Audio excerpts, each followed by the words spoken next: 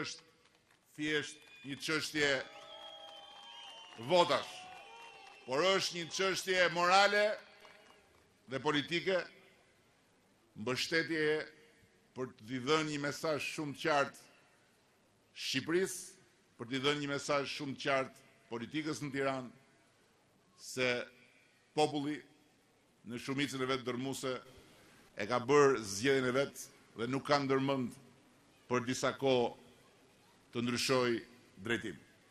Me këtë mesazh, kryeministri Edi Rama ka zgjedhur të drejtohet kolonjarëve në fushatën përmbyllëse për zgjedhjen e kryetarit të bashkisë, ku Aleanca për Shqipërinë Europiane përfaqësohet nga mjeku Ilia Sefo.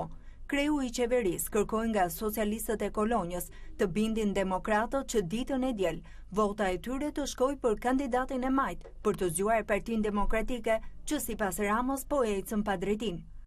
Nuk e njoh kandidatin tjetër dhe nuk mund të them asnjë fjalë për të, por njoh mirë Saliun, njoh mirë Lulin, njoh mirë dhe Partinë Demokratike dhe njoh mirë dhe atë shprehjen e popullit, kush fle me atë, gëdhiet me ato.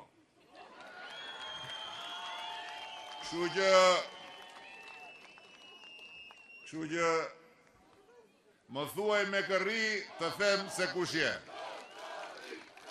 Kryeministri nuk nguroi të reagojë lidhur me incidentin e djeshëm në parlament, ku opozita bllokoi foltoren e kuvendit. Gjën më të mirë që gjen për të bërë është të bllokoj me dhunë foltoren e parlamentit, sigur është vend aty për të bërë ndërtimin pa leje të radhës.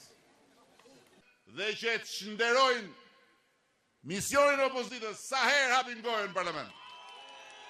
Nga ana e tij, mjeku Ilia Sefo tha se kolonjarët më herët i kishin besuar jetën dhe të dielën ata duhet i besojnë drejtimin e bashkisë.